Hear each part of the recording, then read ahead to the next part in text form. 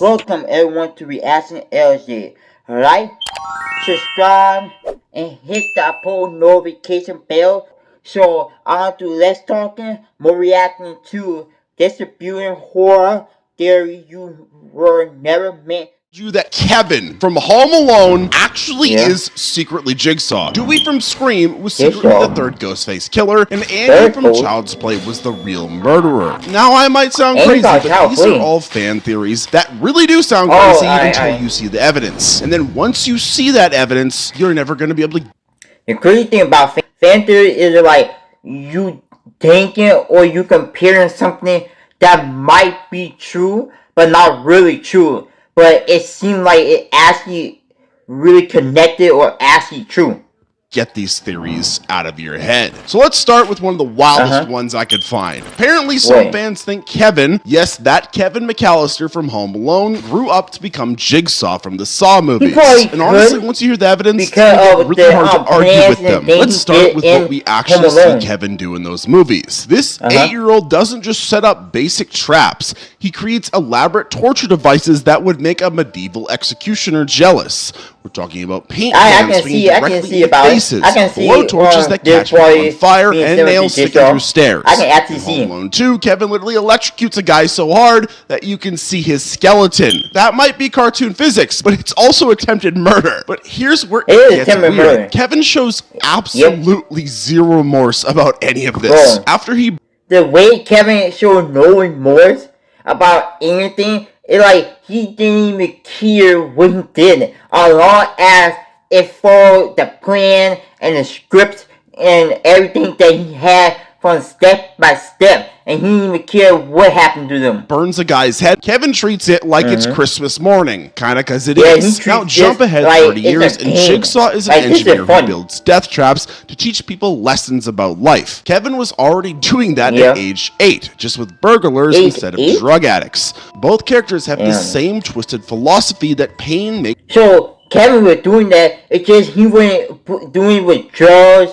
or any like needle or anything like that, but he was still doing it similar to Jigsaw. That's crazy. Makes people better. Both are mechanical geniuses for their age who can build complex contraptions. And if you look at photos of Tobin Bell next to grown-up Macaulay Culkin, they could be brothers, if you squint. The timeline works too, though. Home Alone happens in the 1990s, and Saw starts in the early 2000s. Kevin would be the right age to be John Kramer. Plus, think about Kevin's childhood trauma. Abandoned by his family twice, forced to fight for his life against adults who wanted to hurt him. That's exactly the kind of backstory that creates serial killers. But turning kids into killers is just one thing. Cops helping killers is something else entirely. Dewey Riley seems to be the nicest guy in the Scream movies. He's sweet, bumbling, and always trying to help Sydney survive whatever psycho is chasing her around. Except some fans seem to think that Dewey has the worst luck in horror movie history. And maybe that luck isn't actually random. Here's the theory. Dewey was working with Billy and Stu the whole time. Not just in the first movie, but throughout the entire franchise. Wait a minute. I never ever thought he was actually working with the killer. I thought he was trying to find a way to stop the killer. I never thought he was working with them. Now for y'all to put him working with Scream, it's not possible, but it could be. Because he always like on the other side, on the edge, so you wouldn't know if he's working with Scream or no. He's been playing the long game, pretending to be the friendly neighborhood cop while actually orchestrating murders from behind the scenes. The evidence starts with his survival, but he never actually dies. Meanwhile, Ghostface kills literally everyone else with ruthless efficiency. Why would a merciless killer repeatedly give Dewey these convenient, non-fatal wounds? Well, maybe because they're not trying to kill him. Then there's his sister Tatum, and she gets brutally murdered by Ghostface, and Dewey, most people would lose their minds if their sibling got crushed to death.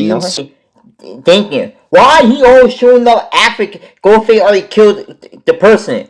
Like, you don't show up before he get to the person or in the midway of him trying to kill the person? Like, after the person already died, you already there? What is wrong with you? Dewey's knocking on the door within minutes. When the principal gets murdered, Dewey just happens to be patrolling nearby. Either this guy has the best response time in police history, or he already knew where to be. At least Dewey was an adult making evil choices, though, because this next theory involves a 6-year-old mastermind. Todd Flynn wants you to pretend that a serial killer's soul got trapped in a good guy doll through voodoo magic. But some fans think the real story is much darker, because there was never any supernatural possession at all. And that's not some behavior of an innocent victim. That's someone deflecting suspicion. The movie even plays with this possibility early on. For the first half hour, we never actually see Chucky move on his own. Everything could have been explained by a disturbed child having conversations with his toy and then acting out violently. Andy talks to Chucky, the doll, and who's giving him instructions. Sounds a lot like a kid creating an... So it sounds like Robbie from Victoria's, where Robbie not putting his hand all of Rex...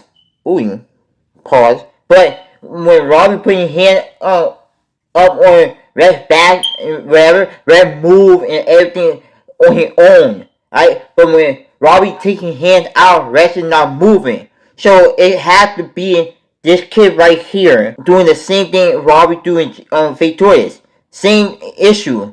But it seems like it's him who actually doing all the murder stuff. All he's doing is just helping out Chucky. Right? Chucky moving on your own, or like he doing the same issue and everything. So it had to be him working with Chucky do all that. Imaginary friend take responsibility for his actions. And let's be honest about Andy's home situation. His dad is dead, and his mom works constantly and ignores him. He's basically raising himself at the age of 6. It's exactly the kind of childhood trauma that creates antisocial behavior. Maybe Andy's resentment towards adults manifested as these murders, and Chucky became his way of staying in denial about what he's done. The supernatural elements could all be hallucinations or Andy's warped perspective that we get a glimpse into. When Chucky comes alive at the end, maybe that's just Andy's mind completely fracturing under the weight of his crimes. The burned, seemingly indestructible doll represents his guilt, something that keeps coming back no matter how hard he tries to destroy it. And speaking of weird things that aren't what we thought they were, let's talk about Signs. M. Night Shyamalan Ding Dong really wants you to think Signs is about an alien invasion. There's crop circles, strange creatures, and water kills. Classic sci-fi stuff, right? Wrong. His fans figured out those weren't aliens at all. They were demons, and the whole movie becomes way more terrifying once you realize what's actually happening. The big clue everyone missed is the water. These supposed aliens die when they touch regular water, which makes zero sense if you think about it for 5 seconds. What kind of advanced species capable of interstellar travel would invade a planet that's 70% of their kryptonite? That is shitty military planning. There's no way you are traveling on a space station to another planet that is just full of poison. But demons being hurt by holy water? Now we're talking. Mel Gibson plays a former priest whose faith got shattered, and the whole family lives on what used to be a church property. Every glass of water his daughter leaves around the house has been blessed just by being in that sacred space. The aliens aren't avoiding Earth's water supply. They're getting burned by accidental holy water that a lapsed minister created without knowing it. This theory turns the entire movie completely upside down. Those aren't extraterrestrials testing humanity's defenses. They're literally demons sent to torment a crisis of faith. The creatures specifically targeted Gibson's character because he abandoned. Why'd they risk anything for a planet covered in poison? But demons not explain why they came to Earth and why they would risk their own life to die by kryptonite. Like, Earth is completely filled and covered with 7% of water. So for y'all to come to Earth to die against your own kryptonite is ridiculous. Don't need spaceships, and they're not trying to colonize anything. They just want souls, and they figured a broken priest would be easy pickings. Turns out they were wrong. Now, moving on, you've all seen the crazy gender reveal videos on TikTok, right? Chupacabro, what the hell are you talking about? Well, I'm about to reveal a gender that you didn't think about. Leatherface is actually a woman. Yeah, everyone assumes the Texas Chainsaw Massacre is male as well. Now, as you know, this movie is set in Texas a while ago. Mexico, and they're a farming family. They live out in the country. What is commonly associated with communities like that is traditional gender roles. That is a key thing to understand here. But watch Leatherface when there's no killing happening, because this character cooks, cleans, sets the dinner table, and fusses over the house decorations made of human bones. Now you might just think, well, maybe he just likes decorating, maybe he just really wants his home to be clean. Look at the other men in the family though. Drayton, Nubbins, and Grandpa, they all sit around complaining and ordering Leatherface to do domestic chores. It sounds like an abusive household where the male figures are ordering the female figures to do all the work. The mask also tells a whole story. Leatherface has different faces for different situations. A killer mask for hunting, a pretty woman mask with lipstick and makeup for special occasions, and an old lady mask with an apron for cooking. That is not just expressing their actual identity through the only way available in a completely insane family. Think about the dinner scene where Leatherface serves Sally while wearing the pretty woman face in a suit. Everyone treats this as random weirdness and that it's creepy, but what if Leatherface was just dressing in the movie? The family keeps referring to Leatherface. Telling detail is how the men treat Leatherface. They scream at this character for breaking the front door and letting strangers in, which is exactly how an abusive husband might yell at his wife for embarrassing him in front of company. Leatherface responds with childlike panic and submission, which is not exactly the confidence you would expect from someone so bro, from someone who's supposed to be like a horror villain type character, you would never expect somebody like that to be scared of a man by what the living daylights out of you, like your wife or girlfriend. For Leatherface to act like that is insane. Terrifying. This theory makes the whole family dynamic even more disturbing. Maybe the most productive family member doing all of the cooking, cleaning, and killing was a woman forced to play a man's role for intimidation purposes. Yeah, I know, that is a wild theory, but at least most people don't hallucinate demons during their detox. You guessed it, we're talking about Evil Dead. The 2013 Evil Dead remake has a clever setup. Friends take recovering heroin addict Mia to a remote cabin. Everything we see is either Mia's hallucinations during withdrawal or the actual violence that happens when addicts go through severe detox without medical supervision. The movie just uses horror imagery to show what addiction recovery actually feels like on the inside. Consider what happens in the story. Mia pukes blood all over her friends. That's what severe withdrawal can look like. Not exactly demonic possession. She becomes violent and attacks people trying to help her. Again, textbook detox behavior. Her friends start getting why are you attacking people that try and help you? And they try to help you get rid of the evil dead demon that possessing you. Like, if they try to help you get rid of it, why are you trying to kill them? Like, explain to me what your motive or what your possessed one by one, which could just be them having mental breakdowns from the stress of dealing with someone going through hell. The Necronomicon becomes a stand-in for drug paraphernalia or the forbidden knowledge of where to score a hit again. Eric reading from it despite warnings parallels how addicts, and even when they know better and even when they want to get better, when David kills Mia by burning her and bringing her back to life, that could be seen as her overdosing and them bringing her back with some sort of drug that would do that. Final boss fight where Mia battles the Abomination, which is a twisted version of herself, represents the ultimate struggle between who she is and the addiction made her become. She literally has to destroy it. It's not just supernatural horror, that's the psychological war of getting clean. By the end, Mia walks away alone at sunrise, covered in blood but finally free. All her friends are dead, which in this reading means her addiction killed every relationship she had. The rain of blood becomes tears, and her final words to the demon, feast on this, are her telling heroin to choke on her sobriety. Damn, so all her friends die. The rain is her coping with her mental issue and what the addiction did to her friends and her life.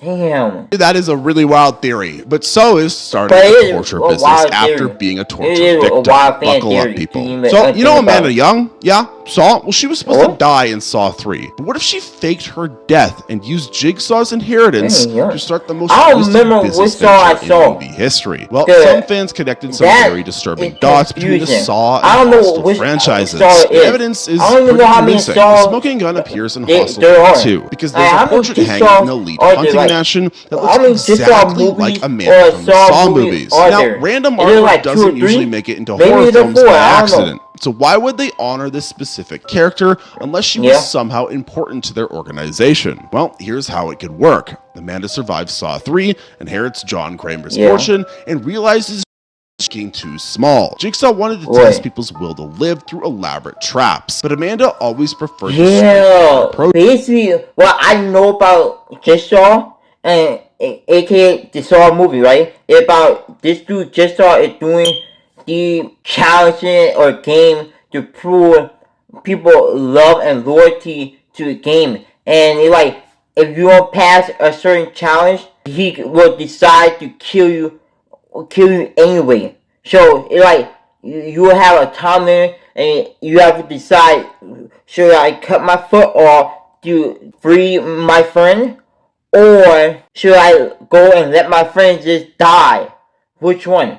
And that the game is like, you have to do something so extreme that might end up having you dead, or have someone else die at this point of the whole situation. Of just making people suffer. So she takes that ideology and turns it into cold, hard capitalism, baby. Damn, the elite hunting group charges rich sadists thousands of dollars to torture and kill victims in controlled environments. It is everything Amanda loved about Jigsaw's work, but without all of that tedious moral philosophy about redemption and second chances and blah. Let's just make a profit, baby. Just pure profit and pure pain, which sounds exactly like Amanda's speed. The timeline also works pretty well too. Saw 3 ends in the early 2000s and Hostel happens a few years later. Amanda would have had time to relocate to Slovakia, set up shop, and start advertising to wealthy psychopaths. She probably chose Eastern Europe because it's far from her past life.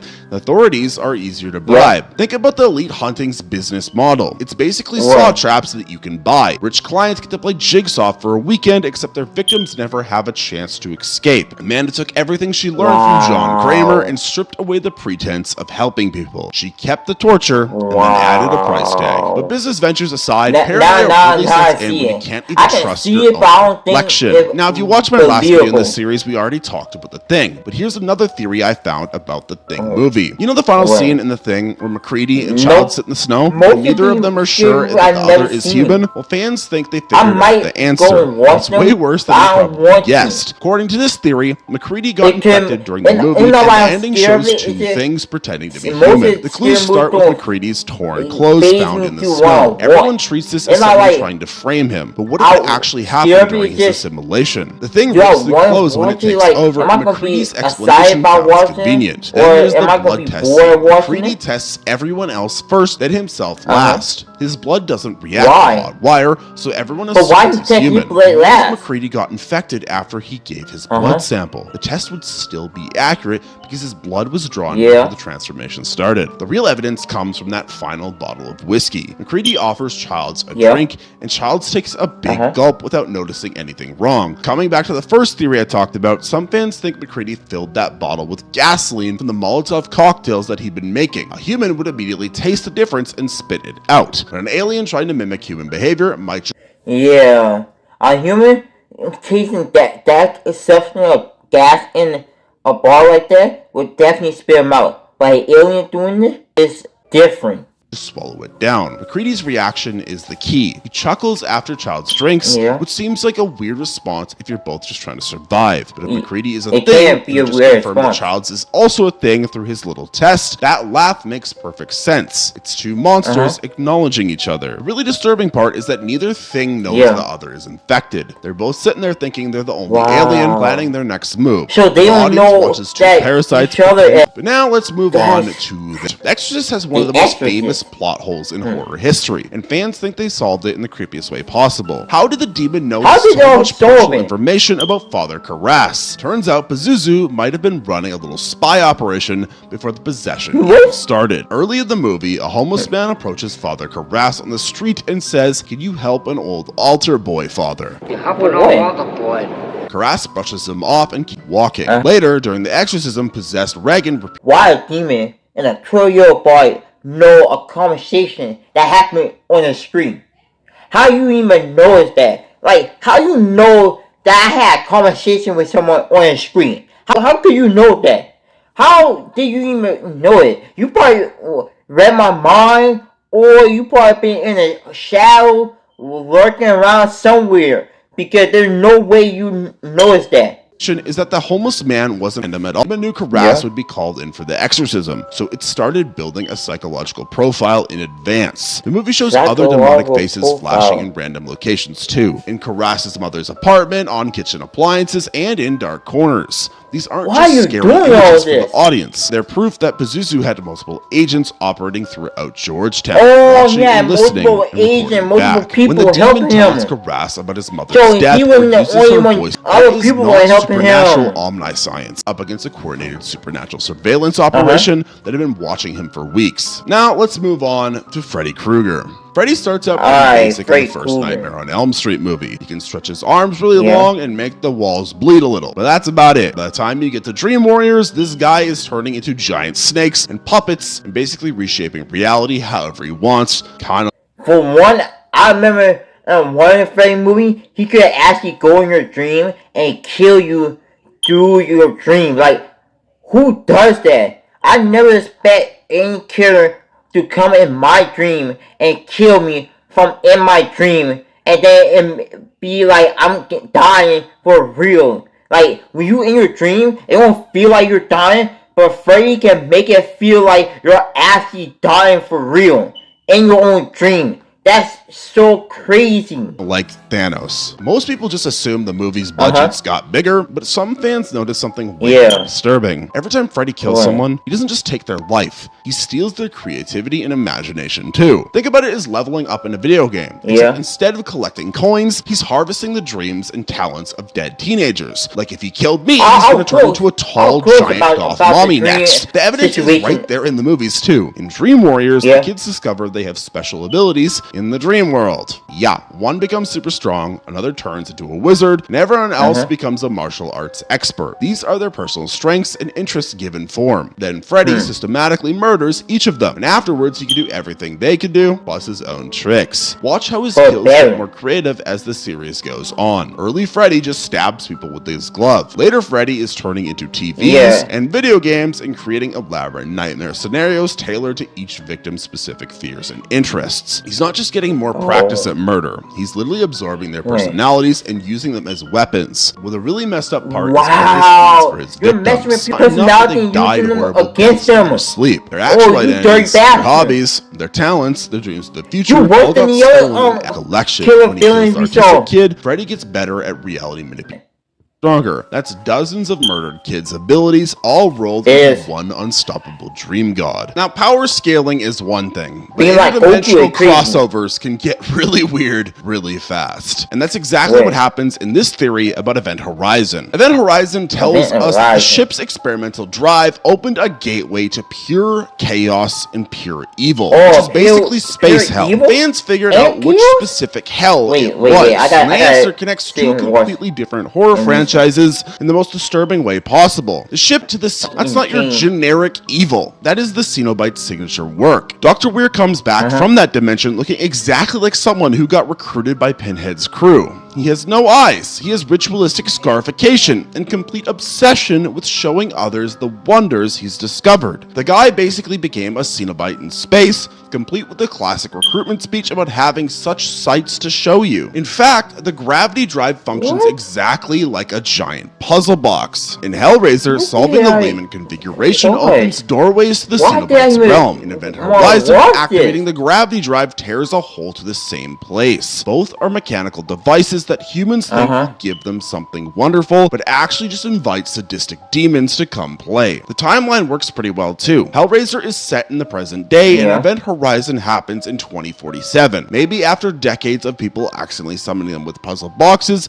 the Cenobites decided to try a more ambitious approach. Why wait for random humans to find your toys when you can trick them into building a spaceship-sized gateway instead? This theory makes Event Horizon way scarier because it means the crew didn't just encounter random space evil. They stumbled into the most twisted section of hell and got personal attention from entities who've been perfecting torture for millennia. Alright, now let's move on to Shaun of the Dead is supposed to be a funny zombie comedy. The fans have discovered a moment that turns it into accidental vehicular manslaughter, and honestly, it makes the whole movie way darker when you think about it. When Shaun and Ed are driving to rescue Liz, they plow into what looks like a drunk guy stumbling around in the road. The man gets knocked down and then slowly stands back up, and they're relieved because obviously he must be a zombie if he survived getting hit by a car. They crack jokes about it and drive away feeling good about themselves. Except here's the problem. The timing doesn't work. Fans did the math on how long it takes people to turn into zombies in this movie. It's usually pretty fast after you get bitten. But what if you die from other causes? What if the zombie virus is airborne or bloodborne? And any death trick. So you're saying it not getting bite by a zombie, but it like, what if the zombie virus or zombie biting us, right, is airborne? It like, y'all talking about like, if you get hit by a car, you get stabbed, you get knocked out, like, what if you turn into a zombie by those stuff? Here's the transformation. The guy they hit might have been a perfectly normal human who was drunk or panicked or just confused about what was happening. When Shaun and Ed ran him over, they actually killed him. Then he died from the impact and got infected by whatever was causing the zombie outbreak and turned into one of the undead. This means our heroes accidentally committed murder and never knew of it. They drove off congratulating themselves for only hitting a zombie, when they actually just killed an innocent person and then watched him reanimate. So they going to jail. Y'all going to jail. Cause instead y'all react to what y'all did, y'all kill an innocent person, then y'all watch him regenerate into a zombie, and then y'all drew away like with nothing. So what we gotta say about this? Cause now it making it feel like y'all need to go to jail. The guy they hit doesn't even chase them afterwards, which most zombies would do when they hear a noise. He just stands there confused, probably because he's still figuring out how to get dead. The movie never addresses this because Shaun and Ed realize what happened. They're blissfully unaware that they've added to the zombie problem through vehicular manslaughter. It's the perfect dark comedy twist. The heroes thinking they're surviving the apocalypse, but they're actually making it worse for some people. But hell, the hotel breaks every rule of architecture. Windows appear where there should be solid walls, like, always keep me away from there. Places and rooms change size depending on parties, and doing maintenance work for eternity. Lloyd the bartender tells Jack, your money's no good here because currency is meaningless in hell. You pay for everything with your soul instead. The color red dominates every major scene too. Like, there's red bathrooms, red elevators full of blood, red everywhere you look. The hotel isn't just haunted by evil spirits. It's literally bleeding hellfire into our world through the floorboards and walls. Notice how the overlook tempts Jack with his biggest weakness, alcohol. He's a recovering alcoholic, and the first thing the hotel does is offer him infinite free drinks through Lloyd, which is textbook demon behavior, finding your personal vice and shoving it into your face until you break. When Brady tells Jack, you have always been the caretaker, he's not talking about reincarnation. He's explaining that time doesn't work normally in hell, and Jack was always destined to end up there. Time really don't work in hell. And that July 4th party in the photograph represents hell's eternal celebration of America's most damned souls. And speaking of eternal torment, some monsters are born from the worst kinds of human suffering. Let's talk about It Follows. The monster in It Follows isn't just some random curse that spreads through sex. It's the collective rage of victims of assault who were murdered. And now their combined fury is hunting down anyone connected to that cycle of violence. Isn't just some random curse that spreads through sex. It's the collective rage of victims of assault and murder, and now their combined fury is anyone connected to that cycle of violence. Look at how the entity appears throughout the movie. It frequently shows up as people who look like they've been brutally assaulted. They're naked, bloody, missing teeth, or they've urinated themselves. These aren't random scary forms. Damn. So what is the point of this? Good. You say it's not random by sex, right? So what's the point of the whole situation? Why they act like that?